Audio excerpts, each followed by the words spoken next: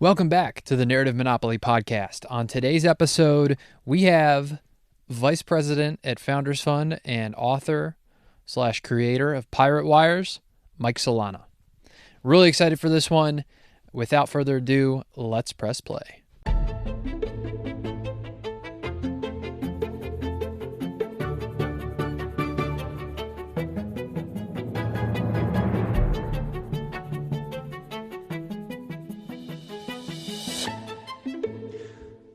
Mike Solana, welcome to the podcast. Thanks for having me. I've been trying to get you on for a while. You're one of the first people I had on my list, and I think the audience is going to be really excited to hear this one and wait for the Friday drop. So thanks for coming on. The first thing that we got to ask is the Hereticon update. That's what the people want to know. What's going on with Hereticon?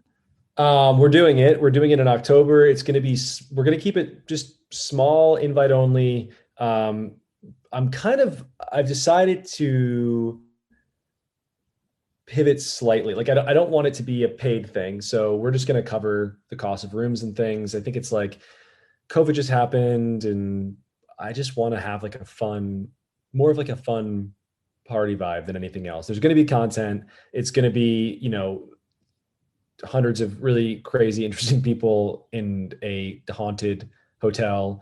Why Yeah, haunted? Why not haunted? It's New Orleans. Are you asking like how it got haunted or why should it be haunted?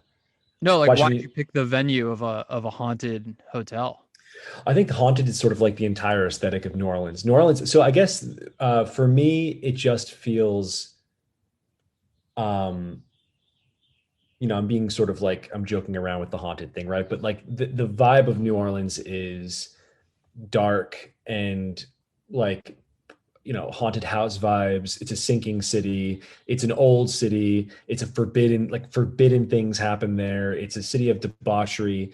It's also not a city of industry. There's not a lot going on there in like the world of tech. So it's slightly removed. And I wanted to do something in a place that inspired people to be, a little bit dangerous. And that was it was the genesis of it, really. I mean, I just love that city also personally, and I was there, and that's when I conceived of Hereticon. And so it just was that was the fit for me. It is such a funky city, and it does have this crazy history behind it, right? Between Andrew Jackson, and then you fast forward like 100 years, and I don't know how much is reality with the JFK movie with Oliver Stone, but I like to believe that a lot of it's real because it seems really cool. And you're right. It doesn't have much industry, and it's always a good time down there. Is that a Founders Fund production, or is that a Mike Solana production? Yeah, it's a Founders Fund thing. And for those people who are listening and maybe who have no idea what Hereticon is a conference. I framed it originally last October before COVID. So this was like October 2019 as a conference for people banned from other conferences, which a lot of people took literally, and they were immediately like, so you're hosting a conference for people who are dangerous and like it's going to be unsafe. It's like, no, God damn it. Like, can we just have fun here, please? It's a conference for people who really, the best way I can describe it is like, if you're in this, let's say the field of biology, and you're an expert in biology, there are these like bio conferences. But you have some weird idea that pisses a lot of people off in the bio community, you're not going to get to speak at that conference. So I wanted to build a conference for the people who are not invited to other conferences, experts in their field who are not invited to the expert conferences because they are bucking consensus thought in some dimensions. So, early on, it was like, I wanted to do stuff about genetic modification and all the biohacker stuff. I wanted to do UFO stuff. I wanted to do parapsychology. I wanted to do not so much on politics, but certainly media. We had a bunch of crazy roboticist guys and gun people and sex workers and drag queens. And also a few like faith-based things, just like weird people who have weird ideas that track into sort of the realm of the culturally forbidden, and especially in their own communities. So some of this stuff you might not clock as necessarily, crime think for broad culture. But like if you're a in medical science and someone's talking about a full body transplant, that is like you cannot talk about that without it's seen as dangerous, insane. And I'm just like, let's talk about it. Sounds fucking cool. I want to hear all about it. So we had a guy last time coming. I got to reach back out to him, who's working on towards one day being able to do a full body transplant. So to put someone else's head on someone else's body. Just crazy stuff, right? So I'm going to be able to play in the NBA. Yeah, well, give it a minute. And I think it's like probably broadly the problem that we're facing. It feels certainly over the last few years that it has just become almost impossible to talk about things that you sense, and we all have this sense of what is forbidden and what's not. It's just harder. Yeah, it's just like there's not a lot we can talk about anymore. People are scared to share their opinions online, and like, why wouldn't they be? I mean, people are losing their jobs for sharing the wrong opinions. So I just thought, like, let's just throw a kind of circus for all of the things you're not supposed to say. And I'm so tired of this conversation of like free speech. It's like, yeah, free speech is important, but also we do still have it. We're throwing a conference not for you to talk about free speech, but for you to actually exercise it. Like, say the thing, just say it. I want to hear the thing that you're scared to share. This is a safe space for people who don't like safe spaces. Just go for it. And yeah, it's a Founders Fund thing. They let me get away with a lot there. So, and for people who don't know, you were vice president at Founders Fund. mm-hmm. And I'll give the intro off the top when I bookend this thing. But I think it's so interesting that you talk about that, because when most people think about this, and what I honestly, talk about the most in terms of the narrative monopoly, it is the higher level conversation that's going on day to day. But what you're talking about is more so in different niche fields, specifically medicine, technology. And to me, it seems like those are the places where we should have the most open conversations, because especially with science, like the whole point of science is, at least what I learned when I was in, sixth grade, was like, you need to test the hypotheses. Like, that's the whole point. And you come up with them and you test them with the scientific method. But if some things are off limits because of some sort of like social mores, I think that slows down progress, right? Yeah, and yes, true, all true. And in the like world of science in particular, I mean, things have just gotten really out of control, not just among scientists, but also broadly across culture, with just like this whole quote believe science bullshit. That is the least scientific thing you can possibly say. Like, no real scientist thinks that you should just believe them. That's not what science is. Science also isn't science. The scientific method doesn't exist to prove anything either. It's like it's effective at disproving things. I mean, everything is a theory, right? Like science at its best is a world where like everyone's a little bit suspicious of everything, and they're always testing, always, just testing and retesting and retesting. And that's how you kind of learn about the world, or how you do, in how you're supposed to in the world of science. So yeah, the belief science thing, I mean, it's like so clearly a groupthinky dogma, and I can't even believe we've tracked into this path. It's embarrassing. How do you think we got here? Specifically to the science piece, or the no speech piece, will get narrowed down for me. With what you're trying to solve with Hereticon, right? You're bringing specific people in specific fields. I mean, the free speech piece is a little bit more obvious in terms of like the politics and stuff. But when you're talking about science, and some of those different fields in technology that you're talking about, how did that happen? I don't know. I mean, people have groupthink is a thing that exists and has existed forever. It's like superhuman. Persecuting people for the wrong ideas is like very much a part of the human condition. It is very much a part of our history. I think maybe it feels so much more intense now than it did in the 90s, for example. Which, by the way, the sort of late 80s, early 90s had its own swell of like crazy woke speech policing. It just never made its way to culture broadly. Like, it didn't penetrate in the way that this round of speech policing has. And sort of dogmatic thinking. Dogmatic, I would say, like, it's like a secular faith is what it feels like. And we've had faiths before that have policed speech. When America was super, super Christian. I mean, famously the witch trials in Salem, right? Like, that was Christian sort of cultural authoritarianism. We don't really have much of that anymore. I think probably the rise of secularism, the collapse of faith, the collapse of I would say nationalism in America. There's like no more common narrative that people have. is sort of one piece of this. Another piece is the internet. I don't think that humans are built, we're not hardwired to be surrounded every day by people who just fundamentally disagree with us about things. And it's grating. It's really, I think there's a natural impulse in small groups of people to find some kind of, you know, agree to disagree, or even just like some, you want to come, you want things to be copacetic. So you're in a group of 10 people and most of you kind of don't care. Two people really disagree. Conversation will exist in such a way like you're trying to get to a place of balance. And I think that's possible in a group of 10 people.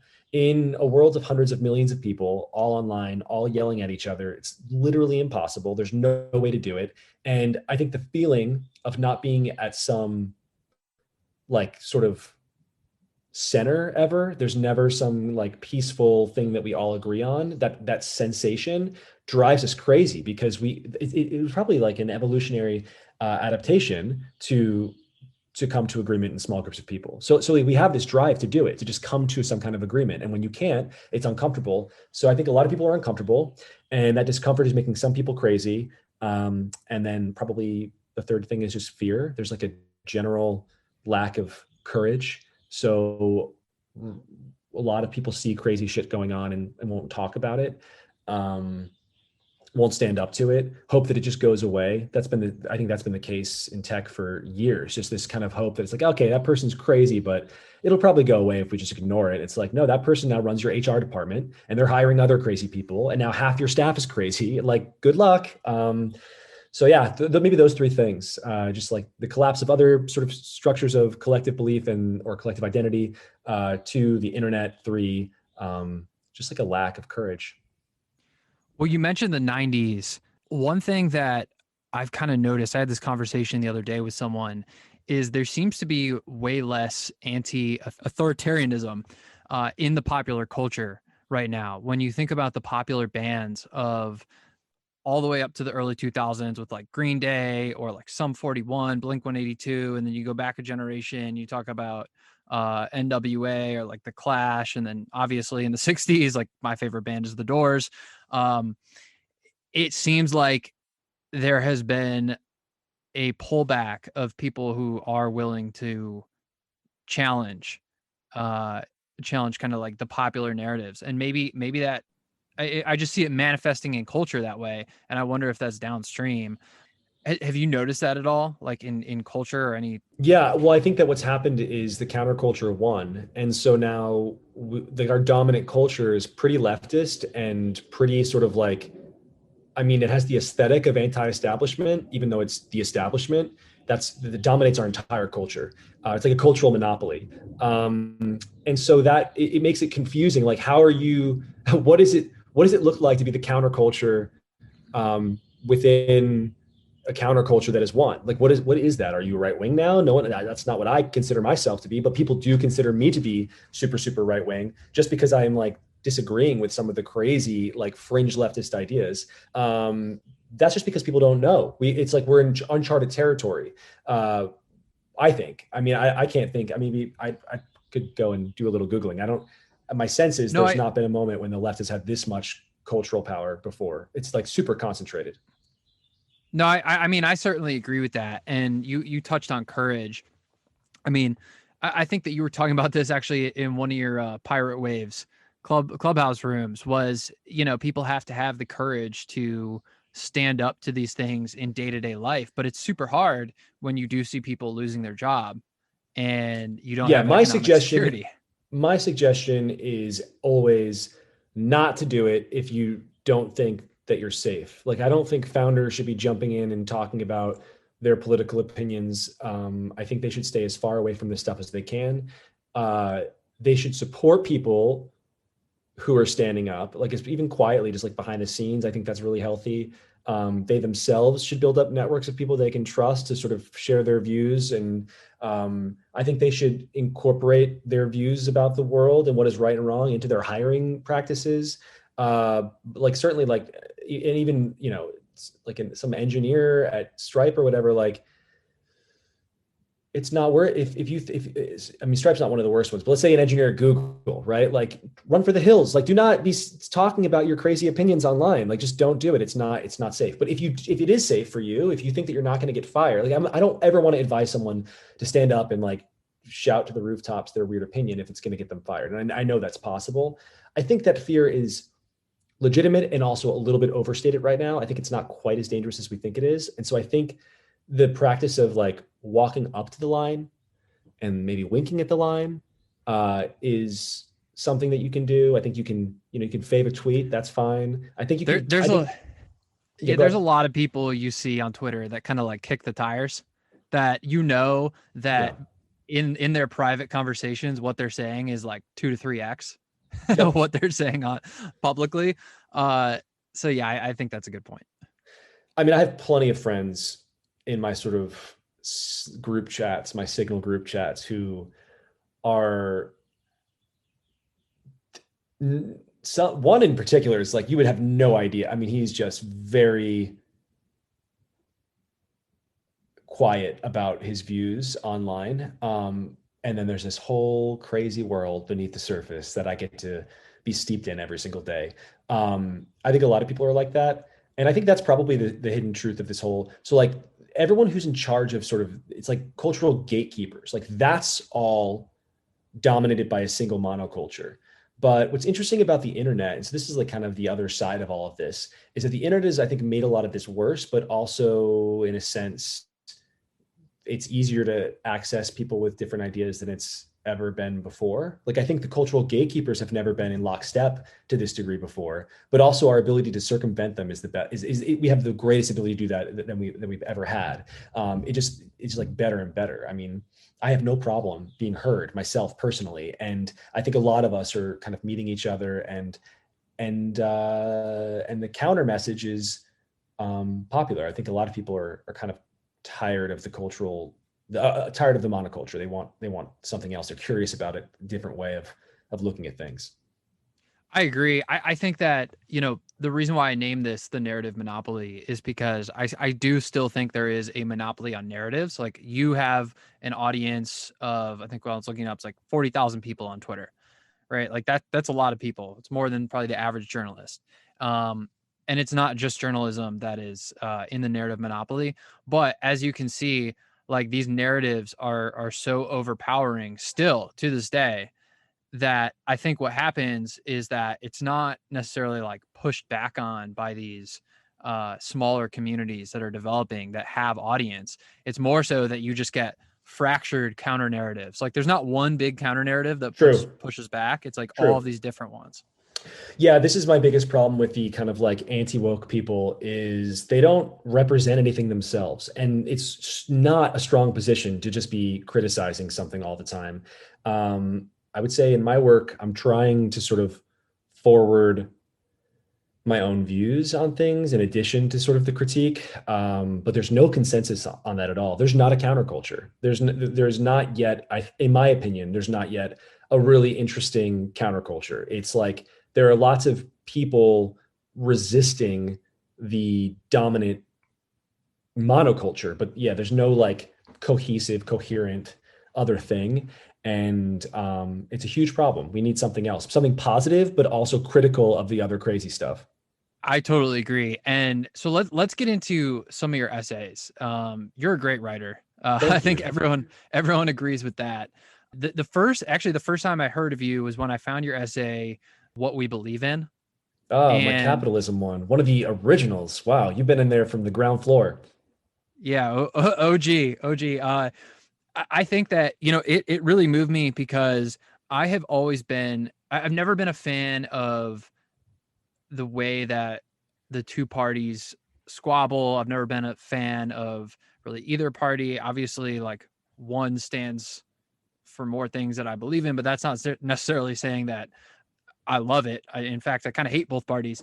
And the reason is because they're never able to actually articulate principles.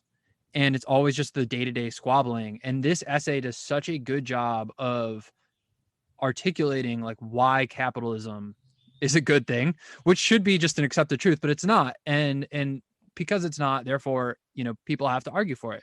And my mental framework for things, for any idea, is to split things into principle and practice, right? Like how is it in principle, and then what's the outcome once you put it into practice? And I think this essay does a great job of arguing for both. And so I want to read one piece of it here. For sure. Thanks. If you are fighting for individual freedom in any corner of this globe, you are by extension fighting for capitalism, because there cannot be freedom without capitalism. Individual freedom has illuminated our human existence. There has never been a force for good in this world as powerful or as important. Considering the painting that moved you to tears, consider the painting that moved you to tears, the composition that catalyzed your philosophical awakening, the computer, lightning in a bottle. Behind every work of genius is a free mind, a single man or woman who laid their hands to the world and shaped it into something new. But today, capitalism is at risk, and with it, the progressive potential of the human race.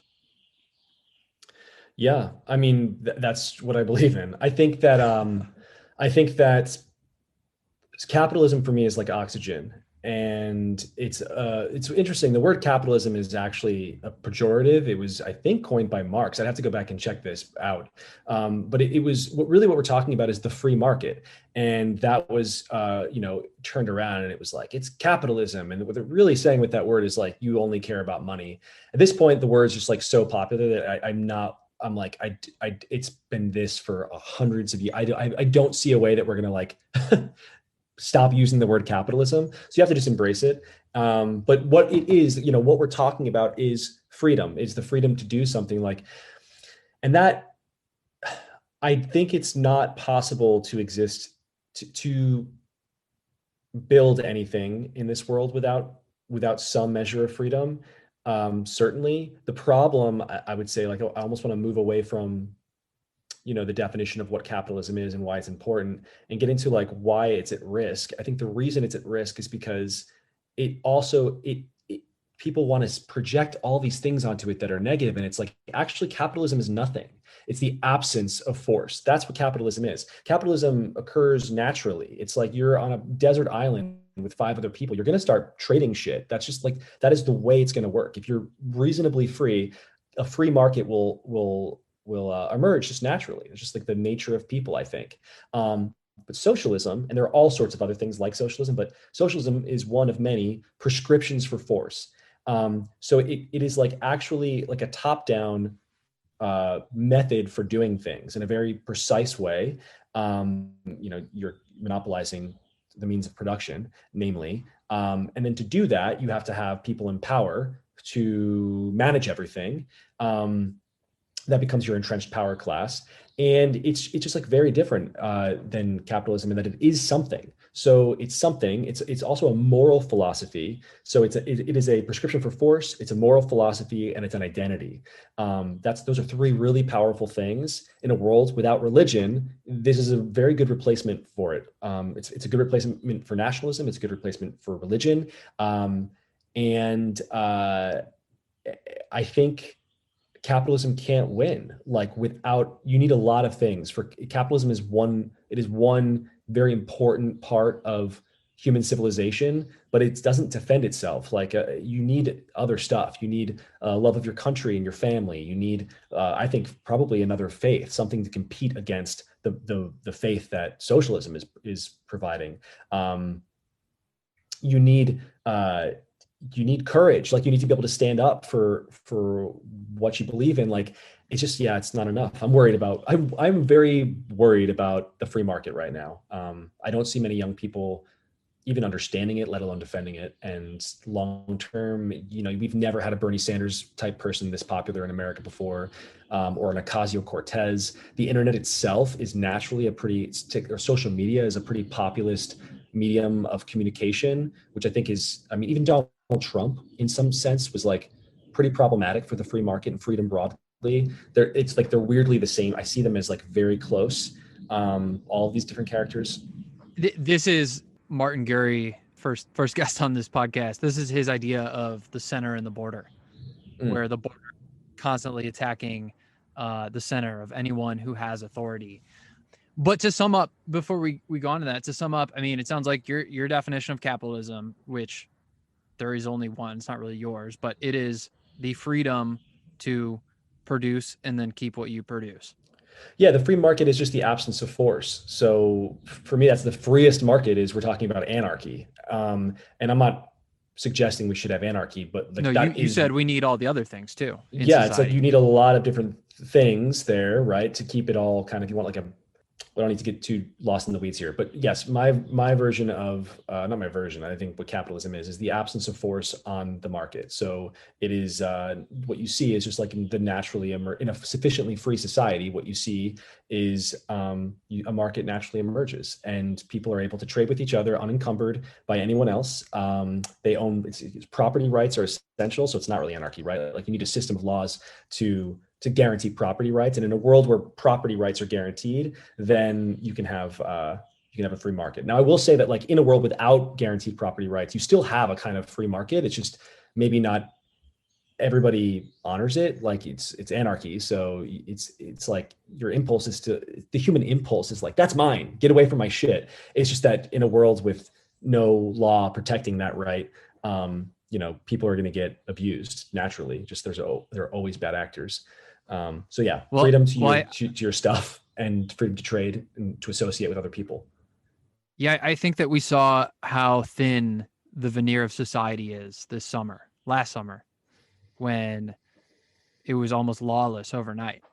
Yeah. And a lot of people just thought that just couldn't happen. And it makes you, at least it makes me appreciate what we built in terms It of, was not only lawless, right? Like it was so much worse than lawlessness. The problem with what happened over the summer was we were told that what was happening was good, that the sort of obvious collapse of civil society in cities. I mean, I was living in San Francisco like when that happened, which had some of the rioting in San Francisco it existed. It was not nearly as bad as what happened in, for example, Los Angeles or Portland. But downtown was gutted. The mall was gutted. There were cops standing there. I watched hours of footage because I just hate myself and I need to like subject myself to these things that drive me insane. I watched people just loot every single store downtown while cops stood by and watched because they were ordered to. And then you flip to CNN and there's like a burning building and a man standing before it saying these are mostly peaceful protests, and you're like, this is fucking insane. Like, obviously there are serious problems in society that have led us to this point, and there are many things that we need to talk about and conversations we need to have. But certainly, we can all agree that this is at least this is bad. That like riots are bad. Like we have to be able to be on the same page with something like that, and we couldn't. And for me, that was worse. That was much worse than the riots and the destruction of property. Was the way that we talked about it. It was the normalization of those things. That is just like really, really, really toxic. I wonder if it would have been that way. Part of me is like, well, the media just hates Trump so much that they had to spin this in any way they could that would hurt him. Like I have some hope that if it was at least like a Joe Biden presidency, they wouldn't be like riots are good, but I have no idea at this point. Whatever that tendency is in the monoculture to sort of normalize violence and things, I don't get it. It is, all I know is it's dangerous, and we need to just be firmly against that kind of thing. well, the screenshot that you're talking about, I certainly know which one exactly, where the fire was in the background and the mostly peaceful protests. That type of gaslighting is just, I mean, first of all, it is Orwellian. Like it is textbook Orwellian. I don't, I mean, that's the problem, right? Is they have the distribution, and there's so many people that saw that.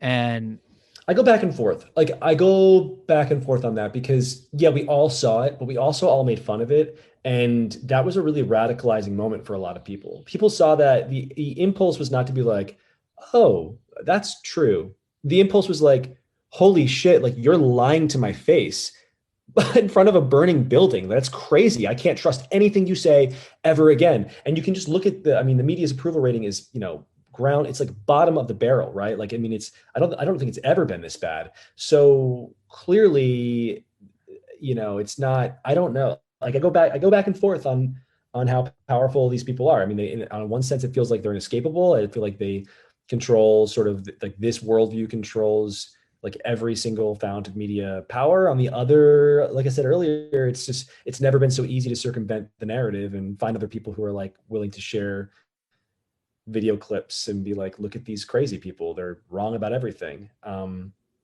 Yes, I I don't agree know. with you. I have friends that are solidly independent that over the course of 2020 were just absolutely appalled at the media. Like, I'm done. I'm like, this is so obvious what's going on here. But it is, I mean, Gellman amnesia. Are you familiar with that? Where, you read a story that you know something about and you go, this is hogwash, and then you read another one and you're like, oh, well, this must be true because you don't know anything about it. I think that that's a real thing. And so I think that that's where I think that in a macro level, they definitely took a hit, but on the day to day, you kind of forget about it. It's like, fool me once, shame on you. But I think so. And yet you just got to look at those approval ratings, right? And the trust ratings. People don't trust them. I think more and more people in general, like people just trust. I think the way that people vote, they tend to. Most people don't pay attention to the news. They don't want to pay attention to the news. They don't pay attention to politics. They don't care about it. There's usually like one sort of influencer in your friend group who has all of the political opinions and all of the knowledge, and you're like, what is up, like what is going on, and they tell you everything. And yeah, they're you get into little squabbles or stuff, but I don't know, I don't know if this is like, I don't know if there's any data on this. This is what I've noticed throughout my life. Even when I meet other friend groups, and you can usually identify like the sort of influencer in the group. And I think that impulse in the age of social media is now, or that maybe tendency in the age of social media is transforming into something else, where the people that we trust are these influencers who you follow on Twitter or Substack or Clubhouse or whatever else. And that is where you're getting your news. And it's like, that is good and bad. It's good in that it's like, it's great to shatter the media monopoly, but also, I mean, I'm not so blind as to not see the inherent danger in giving someone who might be crazy access to hundreds of millions of people who could love him or her just because they're super charismatic or they say things in a funny way. Yeah, there are possible dangers. I try to like acknowledge that in my writing, that I think there are possible dangers in this stuff without harping too much on it, because we don't know, we haven't seen it. It's like anytime you have a new phenomena, like there are going to be negative outliers, and there's risk always, but it's just unclear. We're talking about a fundamentally new media landscape, so I don't know what to expect. I just am prepared to see some not so great things in addition to a lot of really great things. this was your essay, Jump. Yeah, yes, it was. It was part of it. So yeah, Jump is really about Jump is not just about really influencers so much as my concern in a super networked world where everybody has access to each other, instantaneous information sharing at the scale of hundreds of millions or even billions of people. That's a kind of network we've never seen before, which means that we have a kind of potential virality that we've never seen before. So a single piece of information could travel around the world and make us all want to act in some way, maybe even immediately, that in aggregate, like at a small scale of like 20 people or 100 people or 10,000 people, that could be damaging. But at the scale of a billion, what happens when a billion people are told something that makes them temporarily insane, like really crazy for even just a couple of hours? I don't know what that looks like. We've seen versions of that all fucking year. For 2 years now, we've seen versions of this. Certainly under COVID, we've seen a couple of like really serious versions of this. Everyone knows the cancellation version of this, where people all freak out about a false story and like ruin someone's name. I'm less concerned about that than I am with like, what is the thing that could happen that we've never seen before, right? The thing that we Yeah, the don't Franz know. Ferdinand moment. Yeah, the thing that we don't know, we don't know. What does that look like, and how do we react to it? And none of that would matter as much to me were it not operating at the scale of literally billions of people. That we've just never seen that before. So a mistake at that scale, some kind of action at that scale, that's really dangerous, and it's a risk that I think no one is calibrating for. Yeah, I think in that essay you said that you were pretty much against regulating social media, right? In a broad, like in a I'm general sense. against. I'm against. I'm against sort of top down determining what quote truth is. I don't like Right. censorship. I don't like moderating for truth.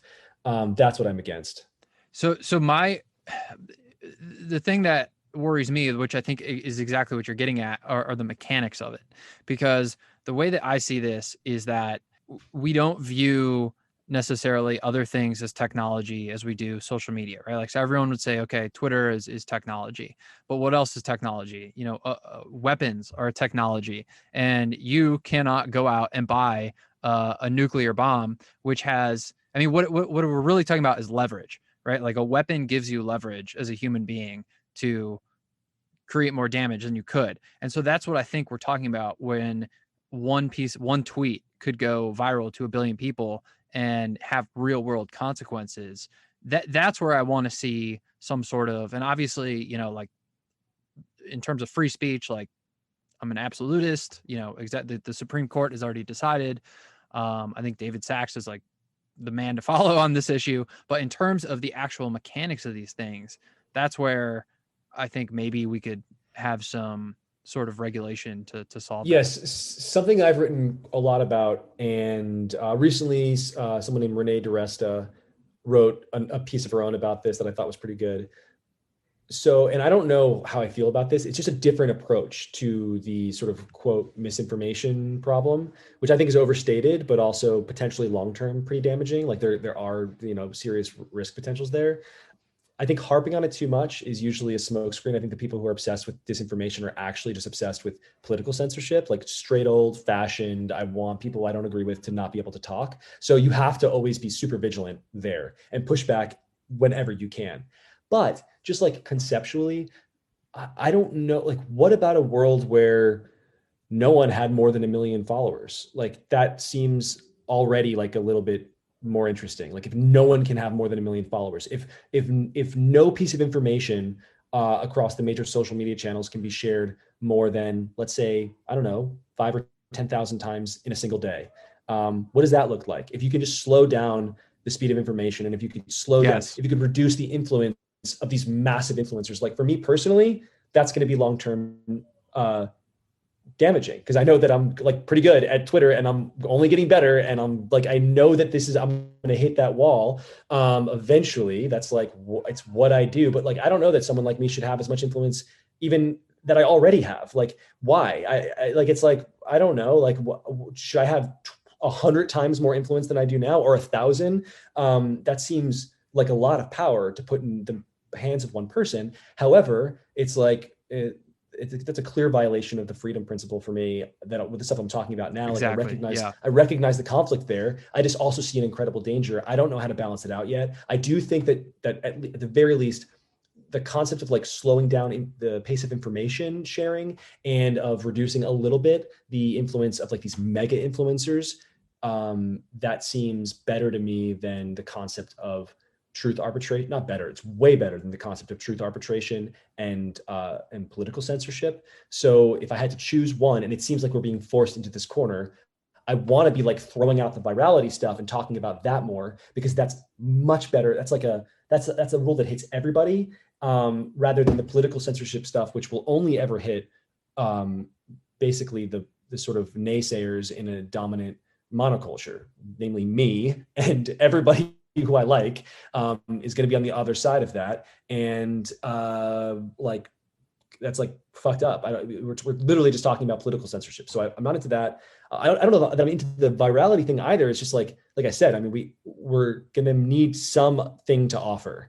And if that's what it is what it is. Meanwhile, we're talking, I mean, increasingly the internet, the trends online are all towards decentralized peer-to-peer information sharing, which you're not going to be able to do that to anyway. Or maybe you could create some kind of protocol that has that baked into it, but that's not we're not going to see that. The first and most dominant protocol is not going to be that. And so we're effectively like all of this, sorry, one second.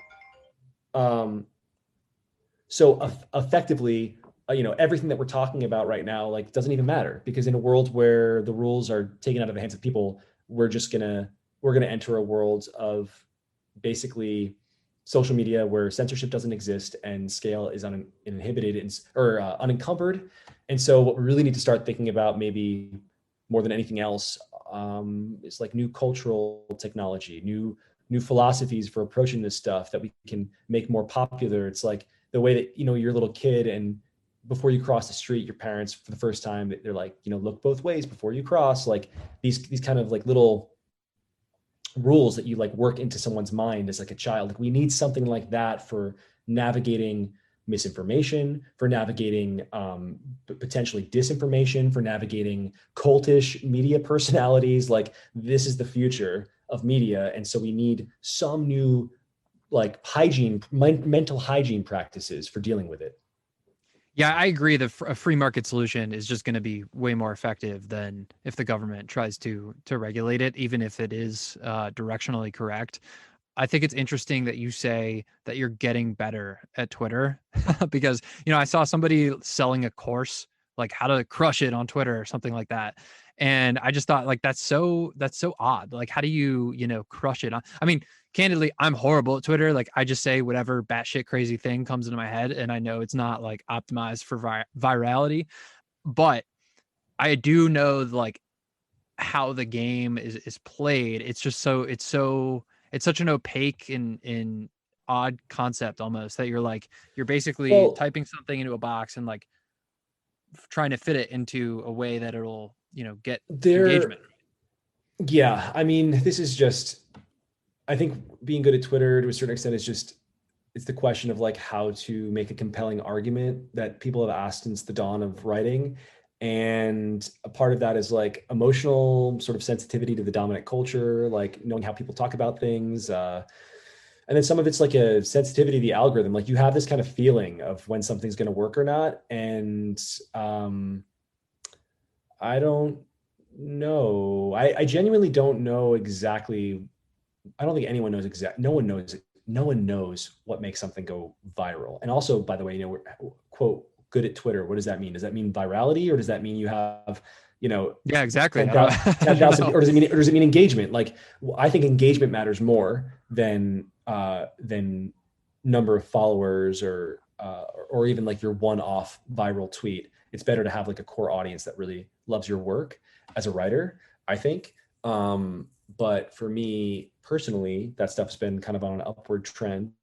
And I think that has to do, it also self-perpetuates. Once you have a core group, they sort of amplify, like it just gets bigger and bigger. So it's sort of Right. it's out of your hands. Um, but I don't know. Yeah, it's like, it's just like poetry. It sounds weird, but I think it is like sort of like poetry. It's like Twitter made poetry happen again. I think everyone's just like, everyone on Twitter's a poet, uh, and that's what's rewarded, is someone who can say something in a really pithy way with like a rhythm to it that resonates with them on some emotional level. I mean, I'm obsessed with it. I love it. I I hate am it and I love it. I think that's the exact way to put it, right? It's like I don't even know why I log on, but all of a sudden I'm on and I hate it. But I love it. Let's shift gears for a second. Speaking of the counterculture, I lived in San Francisco for a while and a few years ago, and I got out because I didn't think that it was a livable situation. But I lived there for a few years, and when I got there, I went to Haight Ashbury, That's where I live. and I'm here right now. well, I got there and I was wondering where are all the free spirits? Where are all the hippies? Like where's the kind of like San Francisco that you see in the movies and all that stuff? And it just wasn't there. And you have been really really active in trying to fix the city, which I commend you on because it's not an easy task. And San Francisco is absolutely a crown jewel of the United States of America. It's probably the prettiest city that we have. It's just breathtaking, the architecture, the natural landscape, everything. And it's such a shame what's happened to it. When I was researching you, if you search Mike Solana, one of the things that's suggested on Google is mayor. So Really? uh, I didn't know that. That's wild. it's mayor and billionaire. Those are the two things. So um, nice. yeah, so where has that counterculture gone and kind of like how are you trying to fix the situation in San Francisco? So the 60s and 70s, when all the hippies and runaways and everyone else were in San Francisco, that was a turbulent time and also like a dangerous time. It wasn't just, flower power. It was in San Francisco, in Haight-Ashbury. It was wild. You should read this book called Season of the Witch. It's really a beautiful history of the city, a gripping, like gorgeous portrait of what we have been through, first of all. But all those ideals, like back in the day, it was an actual counterculture. You're talking about resisting a sort of dominant kind of socially conservative culture. And our culture is no longer socially conservative. It's very socially liberal, which is, I love a liberal social culture, but it's also economically leftist, I would say, rather than liberal, and increasingly authoritarian. And like I was saying earlier, I don't think people know what a counterculture looks like in the context of this specific dominant culture. It's like a very weird, what should that be like? Do you resist every part of the dominant culture? Hopefully not, because there are some really good parts of the dominant culture. Like, what do you resist? How do you find the cultural live wire there? So that's the broader problem, and you see it in San Francisco as well. Is like, this is a city run completely by the craziest possible lefties alive, and crazier than any random hippie that you would have found in Haight-Ashbury back in the day, to the left of them too. And so why would you need a counterculture? Like, it just doesn't exist here. There's just one culture.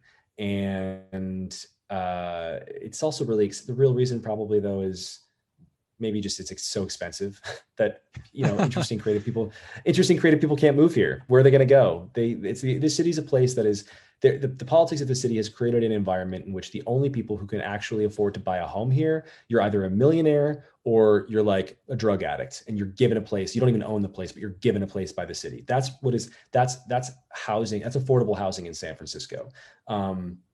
There's no room for the middle class. There's no room for young people who aren't in tech with six-figure salaries to come here and make a go of it. It's almost impossible. And that has just culturally killed the place. Do you think that it's actually possible to fix a lot of the problems in San Francisco? And for anyone that doesn't know, I mean, it basically comes down to there is just rampant crime. Crime is basically legalized. I mean, there's all these videos of you can go into like just Walgreens and steal stuff and nobody's going to stop you. Home invasions, you're just not, these people are getting caught and then just released the next day. And it's just, the streets are pretty dirty. There's just open drug use everywhere. I mean, I have a bunch of stories about when I lived in San Francisco, that are pretty wild, but it's just a bad situation. And I just don't know how it turns around. I go back and Do you have any forth idea? on this as well. I think that anything is possible, but the problem here is, so I think best case scenario, just quick sort of like micro discussion on like the structure of the politics here. So 2022, we have an election. So there are 11 supervisors on our board of supervisors, and there's the mayor, and that roughly is the power of San Francisco. The board is more powerful, in my opinion, right now. So the board with a supermajority of people is more powerful than the mayor. So the mayor can veto legislation the board passes unless they have a supermajority. But in the current environment, which is run by the furthest, it's a combination of Marxists and anti-housing activists on the board, and they control like everything. So she's pretty marginalized at the moment. You would need to replace most of them. 2022, 5 of them are up for re-election, but of those 5, most are I think I had to go double check, but it's like, I think most of them are considered quote moderate. And now that's moderate by San Francisco standards. So it's still pretty far left, but way better than what we're seeing on the furthest left. And so really, I don't see much change by 2022. 2023 is the mayor's reelection, and I think it might also be Chesa Boudin's reelection, our district attorney. So you could make some change there with Chesa, but the mayor is also considered a moderate. I think she's not done a very good job, and I would like to see a stronger mayor in place, just culturally, someone who's willing to sort of stand up and say, this is crazy bullshit and I'm against it. She has not expressed a willingness or capability of that, or capability of doing that. But really, it's going to be 2024 when you have 6 of the craziest people who are up for re-election. And so realistically, we're talking like best possible case scenario, if you swept every election, you could have a competent government by 2024, but you're not going to do that. There's no machine in place. There are no candidates in place. There's no money in place. It's going to take, I think the most reasonable optimistic take would be like 10 years from now, you might be able to have a competent government. And that's a tough pill for a lot of people to swallow. It's a long time. And it's really not a Republican Democrat thing. I mean, there's plenty of Mm-mm. cities in the United States that are run by Democrats. It just so happens that the Well, ones in these San aren't Francisco are Democrats. crazy. These aren't Democrats. If you criticize them, they're like, that's because you're a Republican, but they're not Democrats. We're talking about like my district supervisor is literally a Marxist. He's in the DSA, the Democratic Socialists of America. He's retweeted things before about nationalizing all industry. Chesa Bodin, our district attorney, works for Hugo Chavez. Well, he pushed back in a clubhouse chat with me and swore he didn't. If you listen close, I guess you can, there's no recording. I think what it comes down to there is a quibble. He actually, I think my sense is that he volunteered for Hugo Chavez, which is like so much fucking worse. What you're saying is like you're a super ideologue and you're obsessed with him. He's also written about Hugo Chavez's dictatorship in the affirmative. He's pro it. It's in the Nation. You can just Google this. So like that's the kind of thing we're dealing with, that plus like just like rich NIMBY people who don't want anything to change, plus like actual anti-housing activists, plus now we have like this woke thing that has infected some of the people. So like our school board is super infected by just like a crazy sort of regressive racial theory that they care about that more than anything else. So it's like, yeah, you have just committed ideologues, you have selfish people, and you have actual crazy people, and that's what's in charge of San Francisco. I think it's such a shame. I mean, I also think it's at least from my point of view, like the culture around how to approach solving these problems. And I'll give you two anecdotes. Was one I heard the mayor, London Breed, in a clubhouse chat talking about, someone asked her about housing, Mm. and her answer turned into like a diatribe about climate justice. Jesus And Christ.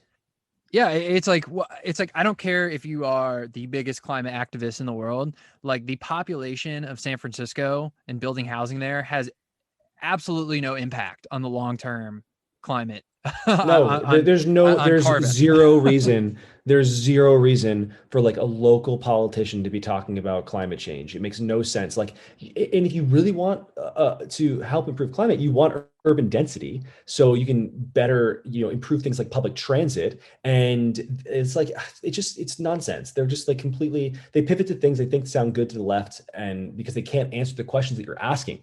Reasonable questions like, hi, why is it illegal to build a house? Like, hey, like it seems like we have a housing crisis. Why can't we build this like tower of housing? Or, hey, like why are the schools so bad? P.S. Why don't we have a plan to open them ever again? Why is crime effectively legal? Why is someone selling meth in my driveway? Why is that okay? Why is it okay to like walk down the street and then like shit in the middle of the road? Why is that fine? Like they don't have answers to these questions. And so, yeah, they'll pivot to fucking global warming. Like, it's like, okay, great. Like that doesn't matter in this. That's not what we're talking about. Like, focus. I need you to focus.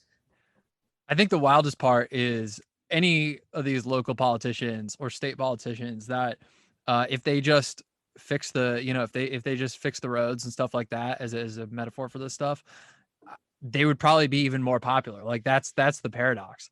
But it goes all the way down. So the second anecdote I have is, how like in Soma there's the streets that are I mean they're like alleyways but they're still streets. Like they're really big. Mm-hmm. I was crossing one of those one time and it was a red light. Also really weird is people don't jaywalk in San Francisco and it freaks me out. Hmm. People like just diligently stand on the corner. So I'm jaywalking and there's no cars around, but there is a homeless guy sticking a needle in his arm, like right next to where I'm walking. And a cop comes up and he's like, "Hey, like you're jaywalking. Like you can't do that. Like let me see your ID." I'm like, "Dude, are you fucking kidding me? Like did you see the guy right there doing, Yeah, hardcore it's drugs?" why there's this thing where the cops tend not to bother people who they think are going to cause them a problem. And uh, it's like, I don't even know what to say about that's just crazy. We all know that's crazy. We see that. Everyone, this is this is the thing, man. It's like we're living in a city where people are walking around. It's not like most people believe this stuff is okay. We all know that it's crazy, but we're not supposed to say that. And that's the dominant. So you have the national monoculture and the national sort of narrative. Nothing is as bad as what you see in a small city where everybody is supposed to agree on something. And these are like the super crazy places like Portland or San Francisco. Increasingly, Seattle is really bad. New York is bad, but not nearly as bad as this. There's like a strong, I think no matter how crazy things get in New York, there's always a sort of no bullshit thing there. And it's a big city with lots of working class people as well. So it's more balanced. San Francisco is a small, tiny city, and there's no room to grow, or not allowed. There's plenty of room to grow. You're not allowed to grow. So it's just, it is like we have internalized this set of rules about like how we're supposed to approach the world, and people just accept the craziest things. Like you just accept the drugs, and you accept the crime, and you accept the sanitation, and it's like we got to break through that. It's what we're mostly facing more than any other problem. It's a problem of it's a cultural problem. It's like we have to be able to just we got to start just looking at things, and I think accurately describing them. We have to be we have to be we have to get to a place where it's okay to do that. Yeah, it gets back to the beginning of the conversation, right around around capital T truth. Let's close out here with some personal questions. What does the day in a life of Mike Solana look like? Oh wow. Not so interesting. I just wake up and I make a giant pot of coffee. And if it's a writing day, I write for like 8 hours. And if it's a work day, I work. And that's kind of it, man. I like to work. I love my job and I love to write. And that's kind of where I spend most of my time. And then I work out every day, and I try and have dinner and drinks with my friends throughout the week, go to the park on the weekends. It's like pretty boring. I love my family. I love my friends, and I love my job. And I'm kind of just focused on those things. I was expecting like a colorful explanation of like just Twitter wars, like you have like a battle station Oh, ready, and well, I guess that is truly, I mean, yeah, I'm I on was Twitter all the expecting that time, was man. part of it. Twitter is like, that's like patrol. I'm like, it's, it's like patrolling the streets, the mean streets of Twitter, just like nuking bad takes everywhere I go. Yeah, no, online things are much more exciting, but that's like, my internet bodysuit. The real world doesn't look anything like that. Twitter is, it's like we're live action role playing revolution every day, 24 hours a day, 7 days a week. It's ideological warfare. It's very exciting. It's why I'm glued to it. And that is, I mean, it's literally just war. It's just, it's poets at war with each other for the future of America. And I know how stupid that sounds, but that is what it is. I'm sorry. You heard it here first. But in real life, it's like we're just inside or outside drinking coffee, existing. I don't know. Do you think that we've kind of crossed over where the like Twitter as a metaverse is like now more important than the outside drinking coffee real world? I think everything, the reason I, talk so much about this stuff, the writing and everything, is because I do think that we exist increasingly, like large chunks of our lives exist online. And so that sort of ideological stew that we're swimming in does shape us, and it does absolutely shape the real world all around us. I think it's more important than anything that happens in the real world, because everything that happens in the real world exists downstream of the culture that's created online. Um, in terms of like what should be the way forward, I think there's nothing more important than connecting with real humans outside in person. I'm a huge proponent of that. That's how I've met, all of my best friends. That's how I've met a lot of my best friends. I've met a lot of really great friends online. But I think that, yeah, I think the last 10 years we've really missed that. And it's been a negative trajectory away from that. I do think we need a better balance here. I don't know how we get it. Um, I think that, just to go back to politics briefly and not, get into like what I believe or anything, it's just, how does it work? Like, why do we have this relentless focus on national politics? It's just Like, why are we so obsessed with the presidency? And why, are people who are so, I've talked to people who are obsessed with presidential politics in San Francisco. And I asked them what they think about their supervisor, what district they're in, because I'm trying to get a sense of who their supervisor even is. And they don't know the answer to that question. And it's like, how do you not know that? This is your home. You live in San Francisco. Do you not care about the laws of the city? Do you not care about the governance of the city? Do you not care about the fact that transportation is shutting down and the schools are closed, and it is like effectively legal to break into houses? Do you not have an opinion about any of this shit? Like, why not? Why don't you know? And I think it's because we've drifted away from our communities, our physical our physical sort of IRL communities. We're focusing on things like Twitter, which necessarily has to have a much broader scope. That's how pieces of information become popular, is when the most amount of people can have interest in something. But when you do that, when you weight all of your focus towards the things that the most people will care about, you lose sight of the thing that is most important, which is your home. And I don't know, I have no sense whatsoever of how to fix that. I try and work it into my writing as much as I can and get people excited about, voting local and things like this and caring about this kind of thing. But I don't know. I mean, just structurally, our tools are all designed to draw us away from our homes and into this sort of like relentless, national, unwinnable culture war. I think some of that's, you got to engage with that as, a bit, but we do have to find a way to walk it back and start focusing on our communities again.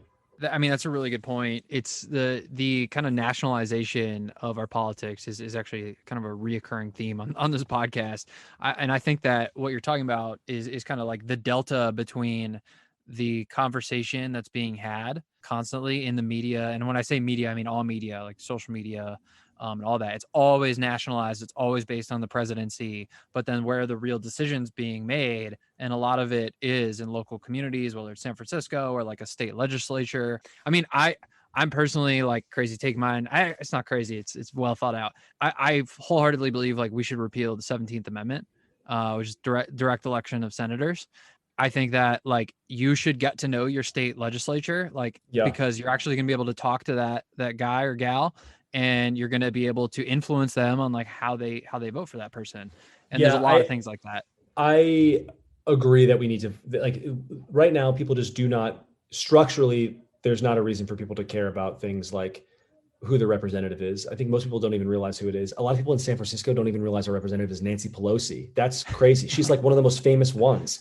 And I mean, she's the Speaker of the House. Like people have no clue that it's just like, yeah, it's really bad. I mean, really, really bad. But you can't blame things like education. I don't think it's fair to blame even parenting on this stuff. I believe that we have designed structures, like the actual systems in place have led us to this. And so I don't know necessarily what I think the solution is, but I think the fact that you're raising one, I think that kind of thing that you just suggested is certainly the approach. Like, we need structural changes to get to better solutions. Yeah, I just get frustrated at when the conversation is just always just so, it's always so in between the 240-yard lines. It's never anything. It's always inside the Overton window. And then anything that's like, oh, that's outside the Overton window, it's like, it's usually not. It's usually not. And I just think like radical approaches, again, back to the beginning of the conversation, when you talk about stuff in science, like a full body transplant, like, how many people that are crippled, like would benefit from that, and you can't even like discuss working on it. And so it's all throughout society. I'm just thirsty for new open ideas in how to fix these things. And structurally, yeah, it's a big, I do think that structure has a lot to do with it, because it all comes down to incentives that are downstream of there. Agree. Well, all right, let's wrap up here with what is the vision for Pirate Wires? What's the long-term goal of this thing? So Pirate Wires was, I mean, originally I only launched it I needed like some kind of funding for a podcast I was working on called Problematic. I wanted to build out like a kind of audio network type thing. I liked radio shows. I liked producing Anatomy of Next. I thought I was going to do that. And then on the side, I was like, oh, well, I'll just do like a quick little newsletter as well, get back into writing a bit. But I was thinking like very rough. And in the early days, if you go back to the early ones, it really is just like, it's like this happened and then this happened. And it was like just covering the news, like the crazy Twitter shit. And then I just couldn't help but like kind of turn it into a fun story. Like like I just would get lost in my own, like I think a lot of this stuff is just, I think the news is so funny and like fun that I get lost in it. And so they started getting more and more ambitious. And then the newsletters they became way more popular than my podcast. It's my personal podcast. So they're more popular than Anatomy of Next even. So I kind of just dropped the podcast, which was called Problematic, and I doubled down on the writing. And the vision is like, I really want to turn it into a media company. It's interesting because I started my career wanting to be a writer, but I didn't have an audience. And it was like this long path all around, a million different things. And I wound up suddenly now with an audience and I'm writing. And what I would love to do is hire a full-time podcaster who I can do like a Pirate Wires weekly with. So all I have to do is sit down with them to have a fun conversation for an hour. They do everything else for me. So once a week we have a sort of voice thing. And then I would love to ultimately hire a few actual journalists who are reporting on a lot of the stuff that I'm editorializing on. So I'd love to see some like hard reporting at the intersection of science, the intersection of technology and politics. Because I think there's a lot happening there right now in Washington, and we need way more reporters covering it. It's crazy to me. We just had a tech hearing, and like there were not that many reviews of that in media and I don't think it's for any nefarious reason. I think that there are not a lot of journalists. There are not enough journalists covering this stuff, and certainly among the handful of tech journalists who are covering it, most of them are hopelessly anti-tech. So I'd like to see someone actually neutral covering this stuff and just like straight, just the facts reporting what the hell is going on right now in Washington. But that's a little bit longer term. So short term, just doubling down on my own stuff, my own voice, amplifying my own voice, and then hopefully, generating enough money to hire a couple of journalists. Well, everyone should subscribe if they're listening to this to Pirate Wires. Piratewires.com. There's a free one, and you just get everything that I write for free the week it's on. And then if you pay, you get sort of all of my everything that I lock after a couple of weeks. So it's like all my whole library, plus you get access to the Pirate Waves Clubhouse group. There you go. I kind of as a closing point here, I mean, I totally agree. All of my media consumption is now optimized towards folks like yourself or people who just kind of know what they're talking about, like the All In podcast. I don't know if you've listened to that. Yeah, I do. Yeah. I mean, that is just miles beyond anything that you're going to get from the normal business, tech, politics coverage of anything in the mainstream media. And it's just all of these, I don't like the term experts, but like they are like subject matter experts, basically. It's just so helpful and informative and lively compared to what's been traditionally out there. Yeah, I mean, I see some tech journalists. There's one in particular is really bad at the New York Times. I mean, there are plenty of great people at the New York Times. This person, who will remain nameless, is atrocious. You are the second person to leave this person nameless on this podcast. Because nobody wants to be accused of harassment by a crazy person for criticizing their work. But it's this person's essentially writing fan fiction. It's complete nonsense on Twitter, at least. Like the things that they say are just not true. It is like as if you were sitting down to write literally a piece of fiction in which you are the hero and the people you're writing about are the villains. It is banana land insane. So at the very least, the All In podcast is a great example of three guys. Well, I think, I'm not going to, it's a great podcast and they actually know what they're talking about because of course they do. They're working in the industry that they're talking about. Exactly. And as an audience member, like I just learned so much. I learn more in that hour than I do consuming anything else. So, all right, Mike. Well, thanks for coming on. Everyone should go sign up, piratewires.com, and it'll be out soon. Thanks for having me.